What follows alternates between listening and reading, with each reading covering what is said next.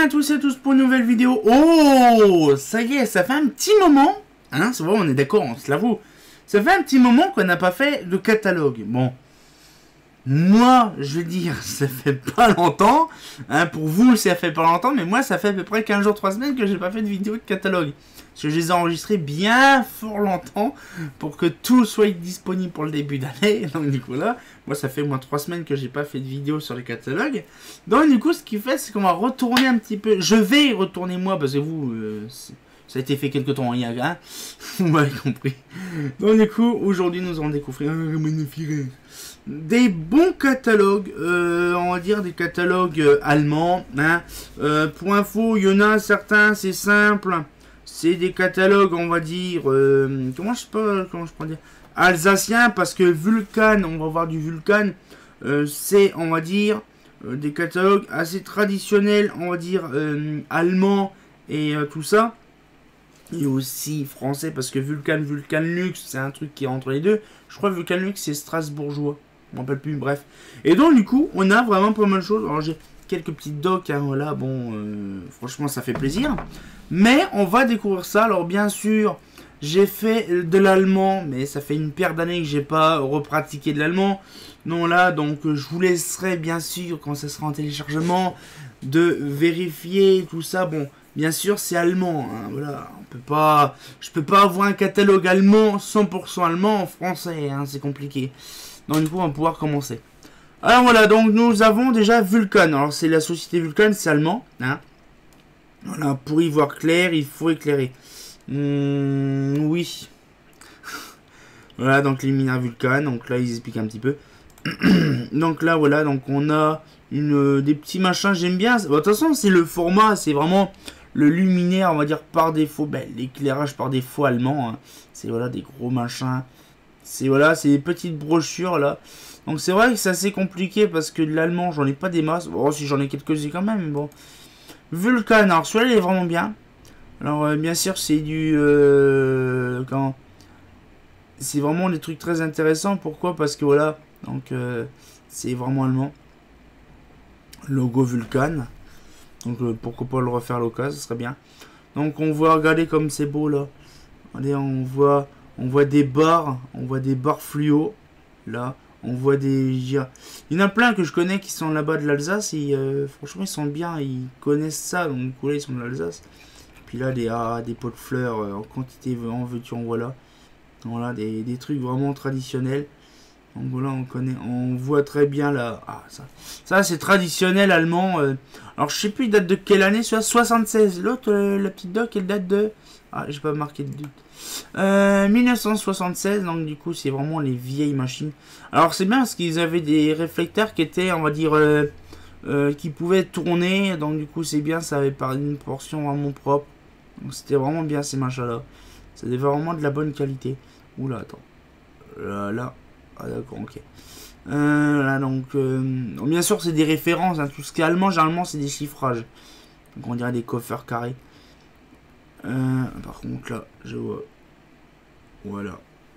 Donc là, des chapeaux chinois. Grosse Flechen. Je sais plus c'est comment dire. Flaschen. Donc c'est vraiment des trucs bizarres. Ah, chapeau chinois. Ça j'aime bien, c'est ce machin là.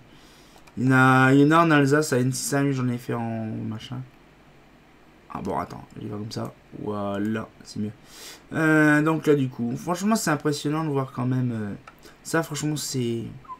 On dirait vraiment du truc. C'est vraiment style allemand, Bega et compagnie. Hein, ça change pas. Ça, c'est joli, ça.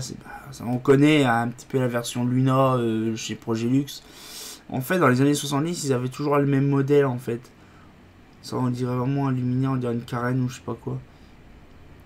En fait, on voit très bien les modèles qu'il y a un peu en Europe. Et c'est quasiment... Alors par contre, c'est vraiment dingue les photométriques comme ça. Et donc du coup, là, on voit les modèles. Ça, j'ai déjà vu ça en vrai. C'est pareil, hein, ces machins-là. Bon, là. Ah, c'est vraiment... Voilà, c'est vraiment des trucs vraiment bien spécifiques. Catalogue Vulcan. Donc là, Außenlichten, hein, éclairage extérieur. Voilà, Außenlichten. Donc là, on voit des petites poupoules comme ça. Franchement, c'est impressionnant. Pourquoi? Parce que l'Allemagne, c'est un truc que, bon... Après, c'est compliqué, l'Allemagne. Pourquoi? Parce que il y avait l'Allemagne de l'Est et l'Allemagne de l'Ouest, la RDA et la RFA.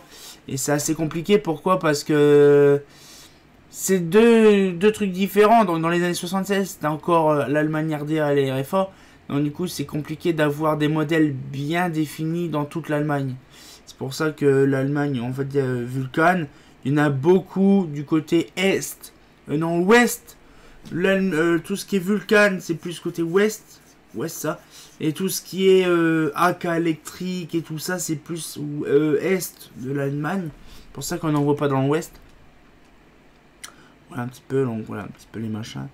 Encore une petite Vulcan, donc là c'est la version qu'on a eu française, sauf que là c'est la version, voilà donc Strasbourg. Sauf que là en fait c'est la version allemande. Donc là on voit toujours pareil la disposition des styles de réflecteurs.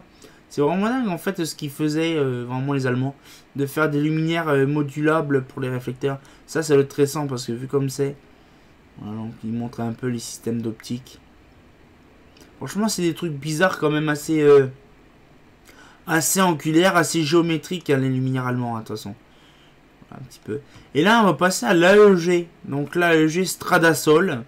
Un luminaire que je suis pas trop fan, en fait. C'est pas un luminaire que je suis pas... Oh là, c'est assez perturbant, le style de modèle, en fait. Bon, comme ça, de profil, ça va, c'est joli, mais par contre... quand on voit du côté... Franchement, c'est du polyester, hein, ces machins-là. Quand on voit côté dessous, ah, caca, j'aime pas.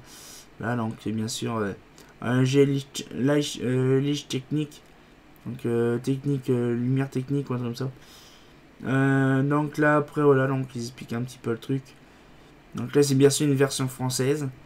Donc là, il y a un petit peu les différences, et machin, tout ça. Ça fait plaisir, donc là. Et après, pour la vidéo là, un vieux catalogue luminaire extérieur. Donc ça, c'est le tarif partiel de 1970. On voit la coiffeur. Ah non, on voit pas, c'est la coiffeur, mais une version de coiffeur. La large coiffeur, la Stradasol, donc première génération. La ovale. Bon, bref, les traditionnels, justement, AEG qu'on connaît. Voilà. Donc là, à l'époque, c'était luminaire ovale, type ouvert, voilà, comme ça. Luminaire, comme ça, il n'y avait pas de modèle référence bien prédéfini. Voilà, donc c'est impressionnant quand même de voir un petit peu les modèles. Et en fait, il y avait 2 fois 250, 2 fois 125, bon, les traditionnels qu'on connaît. Hein. 2 fois 80-25, donc c'est un sacré truc. Ah oui, je crois que les lampes, ils sont très belles, comme ça, ouais. Luminaire rectangulaire pour poteau droit, pour bas incliné. Bras incliné, donc là en fait c'est les coiffeurs, hein. Donc là les coiffeurs, donc là c'est pareil, hein, sodium sur demande, ah ça je savais pas. Donc c'était qu'en version, on va dire, en version BF. Donc là après on a la coiffeur, bon je pense que ça c'est à 150, ça c'est à 2, ah, ouais ça peut être, ouais, donc ça peut être la 250, ah ça c'est à 250, il a 400. Puis là c'est la version, oh là, 2 fois 700 watts, what the fuck. Ah ouais. Moi je connais un luminaire comme ça, large coiffeur, il y a 3 fois 250 watts dedans. Pour fixation sur bois. Donc après luminaire rectangulaire, donc là c'est la coiffeur vasque plate. Avec vasque en ouest, ça va vers plat. Luminaire rectangulaire, donc là c'est... Ah, na 90 watts. Il y avait un Sox déjà à l'époque. Les barres fluo, bon ça c'est sûr, hein, les barres fluo. Je sais plus c'est quoi les modèles AEG. Les modèles type Progelux et compagnie, les modèles résidentiels, mini coffre, mini coffre. Là, les machins résidentiels, hein, c'est connu. Les projecteurs. Bon, ça va, c'est connu, les projecteurs. Les poupoules. Ah, Osram, oui, bah c'est normal, Osram. C'est AEG, ils prenaient l'arme de chez Osram. Sans poudre fluorescente, donc HQA, ouais. Ah, il y avait toutes les versions à l'époque, dans les années 70. Ah ouais. Il y avait toutes les... Ah, il n'y avait pas la 50 watts par contre en transparente. Il y avait toutes les versions pour ballon poudré. Ballon fluorescent réflecteur incorporé, HQLR. 250, 400, 700. Mercureux de pression, halogène métallique, HQI, ouais. HQI 400. Il y avait que ça à l'époque dans les années 70. Il n'y avait pas trop de technologie dans les iodures. Lumière mixte, 160, ouais, bah, c'est ça les traditionnels. Forme tubulaire.